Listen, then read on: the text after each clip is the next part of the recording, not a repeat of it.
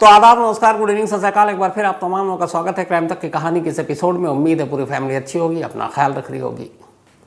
15 साल पहले, वो करीब 15 और 16 मई की रात थी,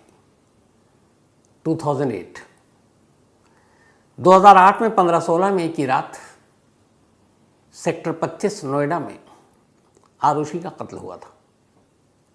और 16 मई को दुनिया के सामने तमाम तस्वीरें आई थी। घर वालों ने शक जताया कि आरुषि का कत्ल हेमराज यानी कि घर के नौकर ने किया है। पुलिस की एक टीम फौरन नेपाल निकल गई क्योंकि हेमराज नेपाल से था। पुलिस ढूंढती रही, 2 दिन बीत गए। 18 मई की सुबह उसी नोएडा सेक्टर 25 के L32 मकान नंबर जो फ्लैट था, पहली बार नोएडा पुलिस छत पर जाती है। और जिस हेमराज को ढूंढने के लिए टीम नेपाल में थी, वो हेमराज उस छत पर मुर्दा पड़ा था। 15 साल बीत गए इस बात को। इसको लेके बहुत सारी बातें हुई नोएडा पुलिस की पूरी इन्वेस्टिगेशन पे, सारी चीज़ों पर। और कहते हैं कि एक केस से आदमी सीखता है, लेकिन 15 साल बाद भी नोएडा पुलिस वैसी ही है, वैसी ही गलती की है। और इसी आरुषि की वजह से याद आया कि कुकू FM के ऑडियो बुक पर आप सुन सकते हैं Aarushi Talwar, the most mysterious murder case. Kuku FM के ऑडियो बुक पर है Aarushi Talwar, the most mysterious murder case. कैसे ये पूरा केस पनपा, शुरू हुआ, कोर्ट में क्या हुआ, कैसे कत्ल हुआ, ये पूरी कहानी डिटेल में कुकू FM के ऑडियो बुक पर। कुकू FM देश का बेस्ट ऑडियो शो प्लेटफॉर्म है, जिसके 15 लाख से ज़्यादा एक्टिव हिंदी पेड सब्सक्राइबर हैं। और यहाँ हर महीने 4200 घंटे के कंटेंट्स के साथ ये लगातार बढ़ रहा है। कुकू FM ऐप पर 10,000 से ज़्यादा ऑडियो बुक हैं, जिसे आप कहीं भी कभी भी सुन सकते हैं, हिंदी में सुन सकते हैं। इसमें biography, business, crime, entertainment, politics, तमाम बुक हैं। क्राइम तक फैमिली के लिए इस वक्त एक खास ऑफर है। कुकू FM ऐप के पहले महीने के सब्सक्रिप्शन पर पूरी क्राइम तक फैमिली के लिए 50% डिस्काउंट है। यानी पहले महीने के लिए सिर्फ 49 रुपये में आपको 10,000 ऑडियो बुक का ऐसा खजाना मिलेगा, जिसे आप जहाँ चाहें सुन सकते हैं और अपना ज्ञान बढ़ा सकते हैं। इस वक्त आप अपनी स्क्रीन पर एक QR कोड देख रहे हैं। इसे स्कैन करके direct Kuku FM app download कर सकते हैं। और इसके अलावा क्राइम तक फैमिली के लिए नीचे दिए गए डिस्क्रिप्शन बॉक्स में लिंक को क्लिक करें और कूपन कोड CRIME50 लगाएं, जिससे पूरी फैमिली को 50% डिस्काउंट के साथ 99 रुपये का सब्सक्रिप्शन सिर्फ 49 रुपये में मिलेगा। सिर्फ 2.5 किलोमीटर की दूरी है L32, जो आरुषि का घर हुआ करता था जलवायु विहार नोएडा सेक्टर 25 में। वहाँ से 2.5 किलोमीटर की दूरी पर है नोएडा सेक्टर 30। और इस नोएडा सेक्टर 30 में एक कोठी है, उस कोठी का नंबर है D40। सिर्फ 2.5 किलोमीटर दूर, 15 साल का फासला, लेकिन सेम कहानी, सेम शर्मिंदगी। इस D40 में रेणु सिन्हा नाम की 61 साल की एक महिला रहा करती थी। वो पेशे से एक वकील, अच्छे परिवार से। उनके जो एक भाई हैं, छोटे भाई अजय कुमार। अजय कुमार को आप में से बहुत सारे लोगों ने देखा होगा, बहुत ही सीनियर जर्नलिस्ट हैं। हमारे आज तक में भी उन्होंने करीब 10 साल काम किया, एंकरिंग की, एक न्यूज़ एंकर और साथ साथ जर्नलिस्ट। 9/11 को कवर करने वो US भी गए थे। इसके बाद उन्होंने कई और चैनल में काम किया। तो वो भी नोएडा में रहते हैं, अजय कुमार। जो रेणु सिन्हा हैं, इनकी शादी एक IAS अफसर से हुई थी, इंडियन इंफॉर्मेशन सर्विस। 86 बैच के अफसर थे नितिन नाथ सिन्हा। तो 86 बैच के अफसर थे, उनसे शादी हुई, दोनों को एक बेटा हुआ। पढ़ाई लिखाई के बाद बेटा अमेरिका चला गया और इस वक्त वो अमेरिका में नौकरी कर रहा है। अब यहाँ मियाँ बीवी यानी कि पति पत्नी नोएडा सेक्टर 30 के इस कोठी D40 में अकेले रह रहे थे। लेकिन इन दोनों के रिश्ते ठीक नहीं थे, इसलिए एक छत के नीचे रहते हुए भी दोनों अलग अलग रहते थे। पति पत्नी के बीच दूरियां पैदा हो चुकी थी। अब उसकी बहुत सारी वजह रही होंगी। बीच में पता चला कि रेणु सिन्हा कैंसर की मरीज़ है। उसके बाद कैंसर डिटेक्ट हुआ, उनका इलाज शुरू हुआ। ऊपर वाले का करिश्मा देखिए कि पिछले महीने ही डॉक्टर ने उन्हें कैंसर मुक्त करार दिया, कि जो कैंसर था वो उसका इलाज हो गया और अब वो बिल्कुल ठीक है। तो कैंसर की बीमारी दूर चली गई, पिछले महीने की बात है।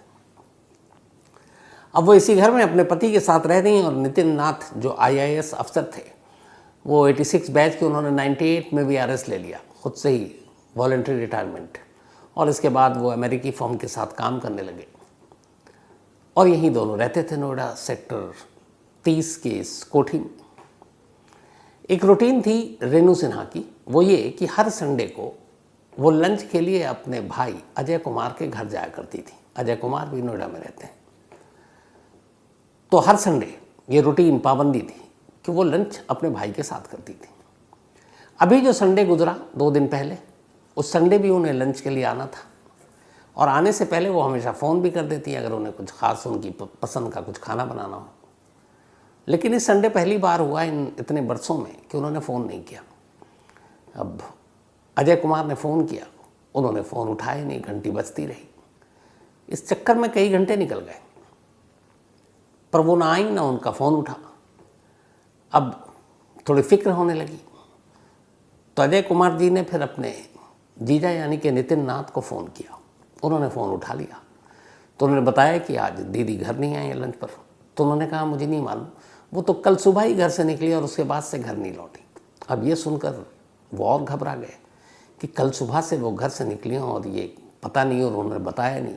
फिर उन्हें लगा कि पति पत्नी में वैसे ही रिश्ते ख़राब थे, तो कम बात हुआ करती थी नितिन नाथ से।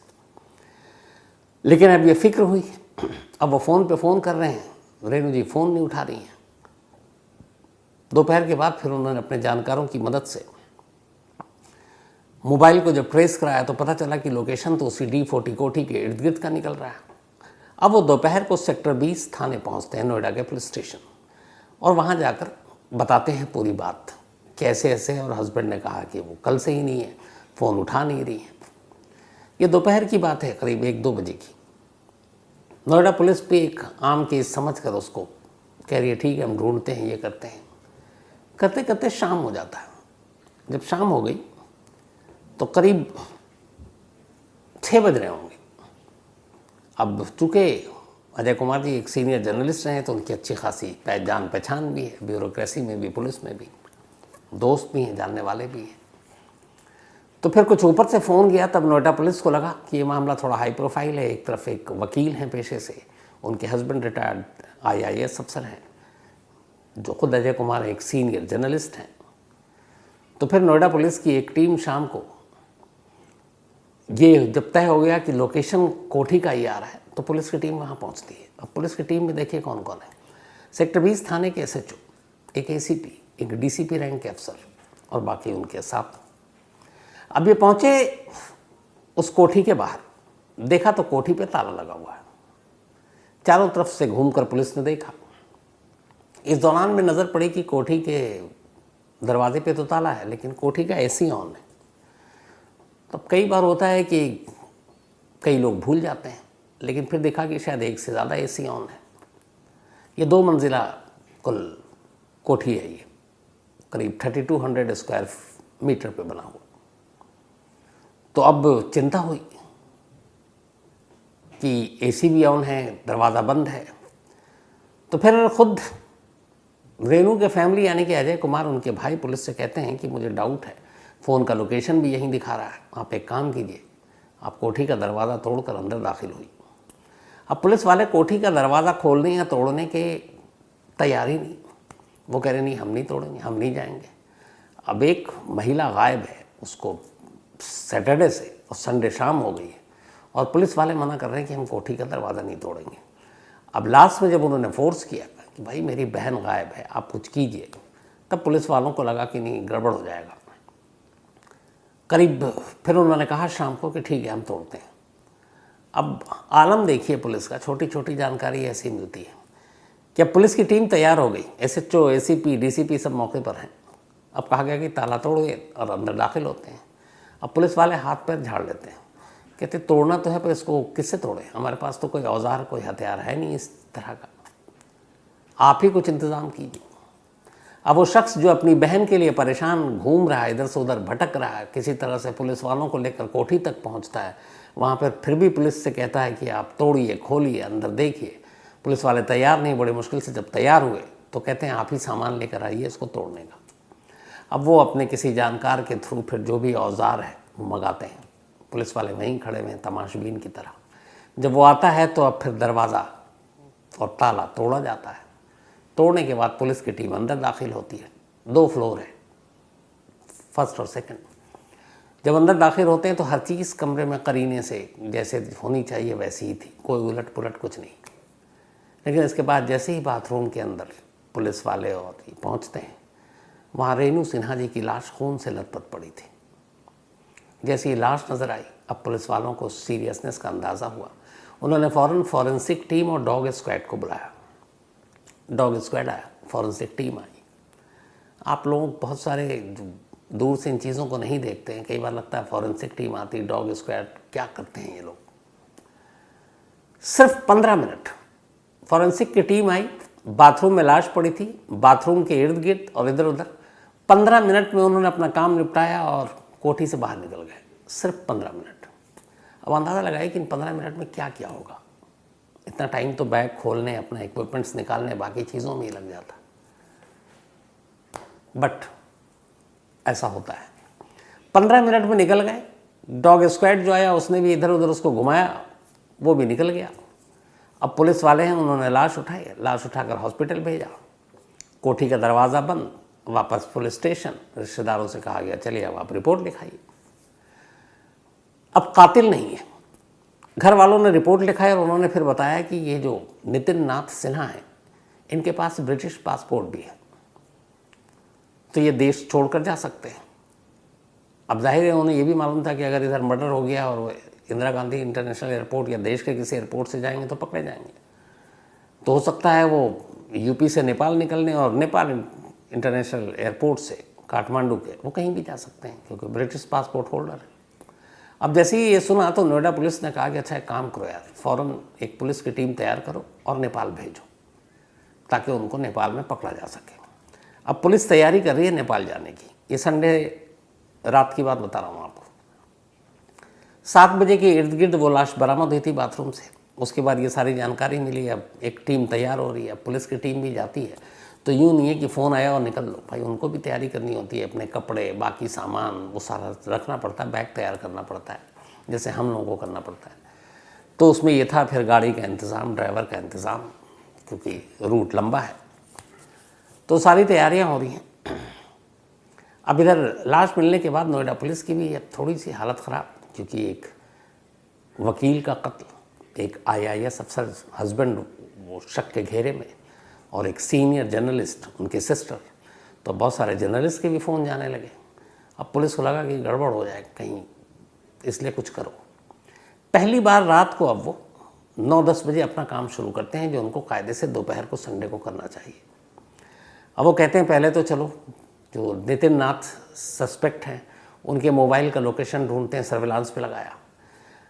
जो कोठी का के आसपास का CCTV कैमरा, उन्होंने कहा कि चलो अब इसको करते हैं, ढूंढते हैं। पता चला कि उस कोठी का जो CCTV अपना कैमरा था वो बंद पड़ा हुआ था, जिस कमरे से ये लाश मिली, कोठी से लाश मिली थी। लेकिन आसपास में कुछ कैमरे थे। तो मोबाइल जो ट्रेस करना था लोकेशन, वो नितिन नाथ का, और कैमरे, ये अगर संडे दोपहर कर लेते तो बहुत सारी चीज़ें उस वक्त हो जाती। लेकिन लाश मिलने के बाद अब रात को पुलिस असल मानों में पुलिस वाला काम कर रही है। जब कैमरा देखा तो पुलिस चौंक उठी। देखा कि नितिन नाथ सैटरडे को आखिरी बार कोठी के अंदर दाखिल हुए और उसके बाद से वो कोठी के बाहर निकले ही नहीं। तो कोठी के बाहर नहीं निकले तो फिर कहाँ गए? दूसरा, जब उनके मोबाइल को ट्रेस किया गया तो पता चला कि सैटरडे से लेकर अभी तक उनके मोबाइल का लोकेशन उस सेक्टर 30 के मोबाइल टावर जो है उसमें वही दिखा रहा, कोठी के इर्द गिर्द। तो टावर से भी ये पता चल रहा है कि मोबाइल का लोकेशन कोठी के पास, और CCTV कैमरा कह रहा कि ये कोठी से अंदर जब गए तो उसका से बाहर निकले नहीं। तो इसका मतलब क्या हुआ? सारा खेल कोठी के अंदर का है। अब पुलिस शाम को 7 बजे उस कोठी में दाखिल हुई थी, लाश वाश लेकर निकल गई। उस दौरान में पुलिस ने पूरी कोठी की तलाशी ली, पता नहीं किस तरीके से ली, लेकिन ली, और वो चले गए। अब रात को अचानक लोकेशन और फिर CCTV कैमरे से पता चला कि नहीं यार, ये शख्स तो बाहर गया नहीं है। पुलिस को लगा गड़बड़ हो गई है। आरुषि की कहानी फिर से उनके दिमाग में आ गई। लगा कि अब क्या होगा। फ़ौरन रात 12 बजे के आसपास अब थाने से फ़ोन जाता है अजय कुमार के पास और कहा जाता है कि हमें कैमरे और इससे कुछ क्लू मिला है, हमें एक बार फिर कोठी में जाना पड़ेगा। वो फ़ौरन आते हैं पुलिस की टीम के साथ। अब 12 बजे के बाद ये लोग फिर से उसी कोठी के अंदर दाखिल होते हैं। दरवाज़ा दोबारा खुलता है। अब पूरी कोठी की तलाशी ली जाती है, सारे फर्स्ट फ्लोर, सेकंड फ्लोर, हर एक सामान की, हर एक चीज़ की। लगभग 2.5 घंटे बीत जाते हैं। इसी दौरान में उनको फिर पता चलता है कि फर्स्ट फ्लोर पे एक जगह है बहुत छोटी सी, उसमें भी एक दरवाज़ा है और वो 2 दरवाजे हैं उसके, एक पीछे एक आगे। वो कई घरों में होता है स्टोर रूम के तौर पे यूज़ करने वाला। तो एक तरफ से तो बाहर से बंद है, दूसरी तरफ से अंदर से बंद है। अब लगा कि बाकी जगह तो तलाश कर ली, बेड से के अंदर से लेके हर जगह, छत भी इस बार तलाश की रात को, लेकिन उसको नहीं देखा। तो अब वो भी बंद। तो पुलिस वाले ने फिर लात मार मार कर उस स्टोर रूम के दरवाजे को तोड़ डाला। जब तोड़ा तो अंदर एक शख्स दुबका हुआ सा बैठा हुआ है। उसके बराबर में मोबाइल है, चार्जर है, कॉफ़ी का मग है। उसे बाहर निकाला गया तो फिर पहचाना गया। तब बताया कि यही है नितिन नाथ सिन्हा, IAS अफसर जिन्होंने VRS लिया और जो रेणु सिन्हा के पति थे। अब इसके बाद उनको थाने लाया गया। अब यहाँ कहानी देखिए कि पुलिस शाम को पहुँची, 7 बजे लाश मिली, पूरे कोठी की तलाशी ली।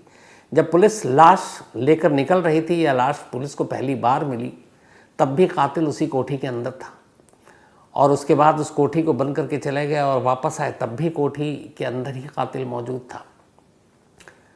ठीक वैसे ही जैसे हेमराज को ढूंढने के लिए नेपाल गए और हेमराज की लाश तब भी उस छत पर मौजूद थी आरुषि के फ्लैट के। तो पुलिस ने यहाँ कुछ किया नहीं।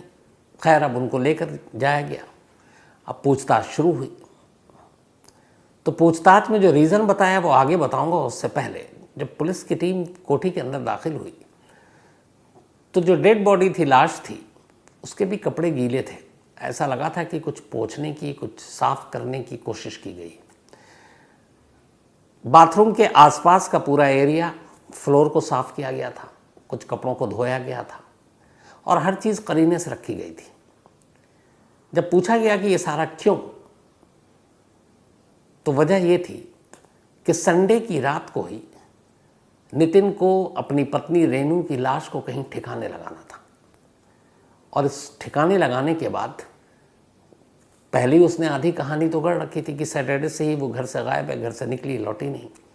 तो अब एक गुमशुदगी की रिपोर्ट दर्ज होती, पुलिस तफ्तीश करती और लाश अगर कहीं ऐसी जगह इधर उधर ठिकाने लगा देते जैसे श्रद्धा वाला मामला था, तो आराम से हफ्ता 10 दिन तो निकल जाता। और नितिन नाथ को सिर्फ यही हफ्ता 10 दिन चाहिए था इस देश से निकलने के लिए। तो पूरी प्लानिंग यही थी कि संडे की रात को मौका मिलते ही लाश को ठिकाने लगाना है और उसके बाद 1 हफ्ते तक ड्रामा करना है कि मैं अपनी पत्नी को ढूंढ रहा हूँ और 1 हफ्ते बाद यहाँ से फुर हो जाना है। क्यों फुर होना है और क्यों लाश ठिकाने लगाना था?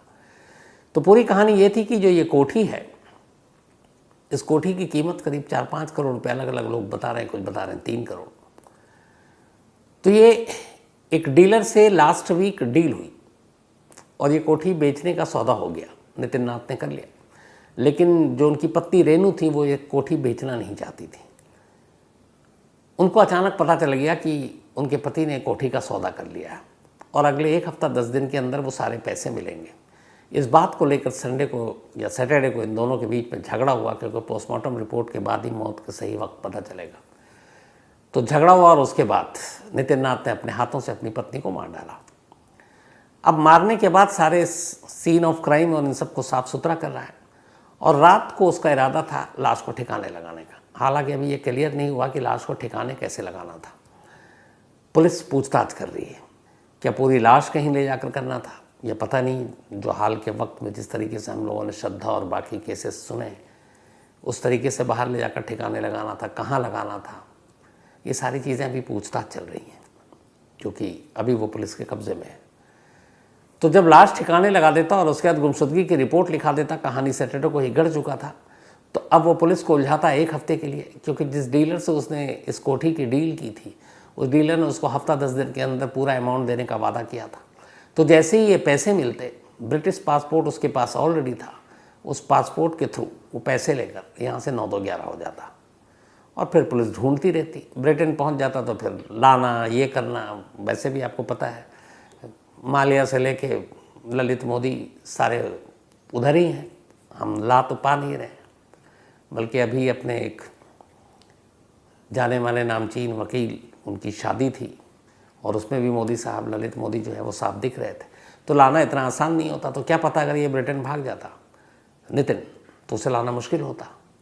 तो खैर वक्त से पहले ये सारी चीज़ें हो गई और अब वो पुलिस की गिरफ्त में है। लेकिन ये पूरी कहानी 15 साल के बाद आरुषि कहानी की इसलिए याद दिलाता है कि अगर पुलिस उस कोठी की तसल्ली से जांच कर लेती तो शायद ये 10-12 घंटे तक एक कातिल उसी के अंदर जो छुपा था वो पकड़ा जाता। और अगर उसका इरादा भागने का होता तो ये मौका मिला था, वो भाग जाता, फिर पुलिस लकीर पीटती रहती। तो ये बहुत बड़ी एक लापरवाही भी थी, गलती भी थी। और वैसे भी कहते हैं कि जो सीन ऑफ क्राइम होता है, किसी भी केस को सुलझाने के लिए सबसे इम्पॉर्टेंट चीज़ होती है उसकी ज़मीन, उसकी फ़र्श, उसकी दीवारें। वहीं से आपको सबूत मिलता है। और पुलिस ऐसी जगह पर एक एक चीज़ जहाँ तलाशी लेनी चाहिए वहाँ ये लापरवाही, इस हद तक लापरवाही। और उसी से 2.5 किलोमीटर दूर सेक्टर 25, 15 साल पहले 2008, 15-16 मई की रात आरुषि केस के बाद हेमराज के केस की वजह से नोएडा पुलिस की फजीहत हो चुकी थी। तो कम से कम उन्हें अपनी वो फजीहत भी याद रखनी चाहिए थी। और इतने सीनियर अफसर ACP, DCP रैंक के मौके पे मौजूद हैं, पर उन्होंने भी अपना दिमाग नहीं चलाया। वो तो शुक्र है कि कातिल भागा नहीं। अगर भाग लेता तो ये है कि एक दूसरे के ऊपर ये सारी चीज़ें डाल देते और ये मामला यूं ही रहता। तो ये थी वो कहानी। इस कहानी के ज़रिए पुलिस कैसे काम करती है मैंने असल में आपको वो बताने की कोशिश की थी।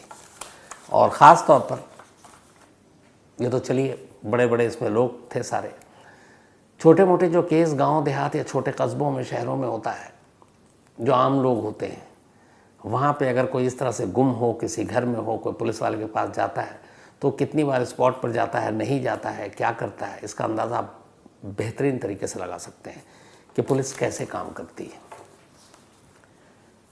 तो ये थी आज की कहानी। और कहानी ख़त्म करूँ उससे पहले आज आयशा, इनका बर्थडे है, तो हैप्पी बर्थडे आयशा। और ये आसिफ इकबाल ने भेजा है। साथ ही गौरव श्रीवास्तव, इनका भी जन्मदिन है, तो हैप्पी बर्थडे गौरव। इसके अलावा मानवी जायसवाल, इनका भी आज जन्मदिन है, हैप्पी बर्थडे मानवी। और राकेश जायसवाल ने भेजा, उनकी बेटियां हैं। साथ ही अनिल सिंह गुर्जर, इनका भी आज जन्मदिन है, तो हैप्पी बर्थडे अनिल। इसके अलावा विनायक सिंह, इन्होंने कहा वो सैटरडे को बीच में आपने शुरू किया था, हिट एंड मिस, वो शुरू कर दीजिए। चलिए कोशिश करता हूँ। इसके अलावा तस्लीम, इन्होंने कहानी की फरमाइश की है। रिंकू कलीता एक कहानी की फरमाइश की है। थैंक यू सो मच आपकी इस मेल के लिए। टेक्सास में रहते हैं। चंद्रकांता नायक, इन्होंने भी कहानी की फरमाइश की है। कदम कुंडू, इन्होंने भी एक कहानी की फरमाइश की है। और कमलेश कुमार, इन्होंने भी एक कहानी की फरमाइश की है। तो ज़रूर पूरी होगी ये सारी फरमाइशें। तो कहानी में इतना ही, लेकिन एक बार फिर आपको याद दिला दूं कि कुकू FM ऐप पर क्राइम तक फैमिली मेंबर्स के लिए खास ऑफर है। क्राइम 50 कूपन है, डिस्क्रिप्शन में लिंक है, यहाँ आप जाएं और 99 रुपीज़ का सब्सक्रिप्शन 49 रुपीज़ में पहले मंथ के लिए पाएं और कुकू FM के मज़े लें। फिलहाल कहानी में आज इतना ही। अब आपसे मुलाकात होगी कल रात 9 बजे किसी नई कहानी के साथ। तब तक अपना ख्याल रखिएगा। Thank you very much.